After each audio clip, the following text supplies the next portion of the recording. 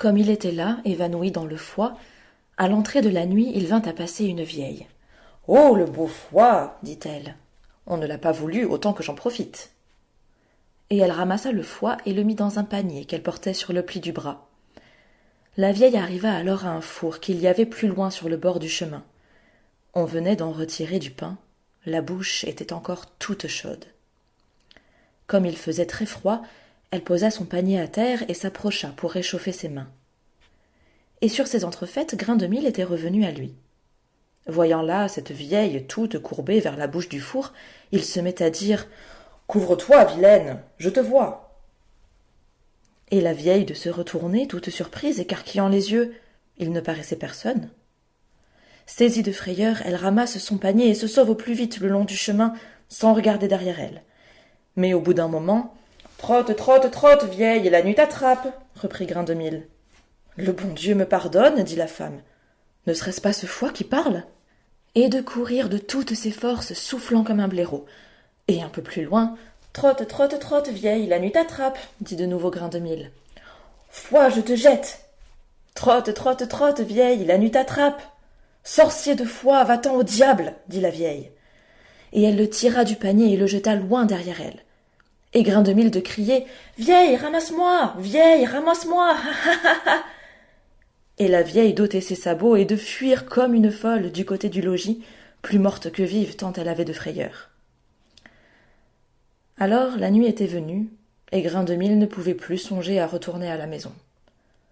Il ne se chagrinait point pour si peu, et il s'arrangea dans son foie tant bien que mal pour attendre le jour. Mais comme il allait s'endormir, le loup vint à passer. Il sentit le foie et l'avala, tout en une bouchée, et voilà Grain de Mil enfermé dans son ventre. Le loup alla en avant, en avant, en avant, et le matin il trouva un troupeau de brebis. « Bonne soit l'heure, dit-il, je vais mettre une brebis avec le foie. » Il courut vers le troupeau, mais Grain de Mil cria du fond de son ventre. « Gare, berger, gare, le loup est après tes brebis !»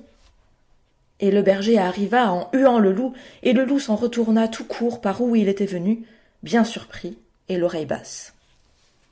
Il chemina et chemina, et il trouva un troupeau de chèvres. « C'est égal, dit-il, les chèvres paieront pour les brebis. » Et il s'élança de ce côté, mais Grain de Mil de crier « Gare, chevrier, gare, le loup est après tes chèvres !» Et le chevrier d'accourir. Il mit un gros chien aux trousses du loup si bien qu'il n'eut qu'à regarder d'où il était venu et à détaler au plus vite, sans demander son reste. Le loup alla en avant, et le renard se trouva sur son chemin. Il lui demanda ce qui lui était arrivé et pourquoi il faisait si triste mine. « Je suis ensorcelé, dit le loup. Je ne sais quoi diable m'est entré dans le ventre, je ne peux plus m'approcher d'un troupeau sans que cela crie et fasse rage pour avertir le gardeur. Je ne sais plus que faire. » « Pour sûr, dit le renard, c'est quelque marmot que tu auras avalé tout vivant sans t'en apercevoir. Rends-le ou tu mourras de faim. » Alors le loup se mit en œuvre, il s'agita, fit des efforts, mais il peinait sans arriver à rien. Il repartit furieux, jurant qu'il se rassasierait, que cela cria au fit le diable. Et à la fin, il trouva un troupeau de vaches.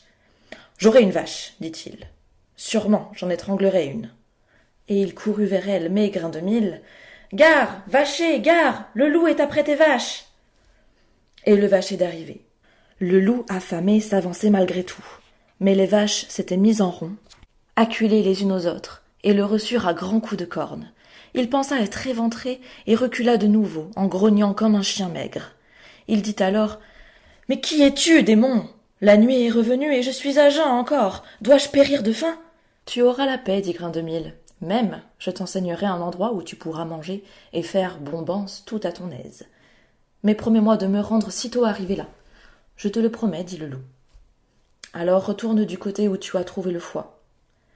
Il y a tout près une borde sur un bout de lande. Maintenant les brebis sont dedans. Pour entrer, tu creuseras un trou par-dessous la porte, mais rends-moi d'abord sur la litière avant de toucher aux brebis. Le loup partit grand train du côté de la borde. Quand il y fut, il gratta sous la porte jusqu'à ce qu'il eût fait un trou, et il sauta à la gorge d'une brebis. « Et moi » cria Grain de Mil. « Rends-moi ou je fais encore du tapage. »« Chut, attends » dit le loup. Et il fit tant cette fois à force de peine qu'il en vint enfin à bout. « Me voilà » dit Grain de Mil.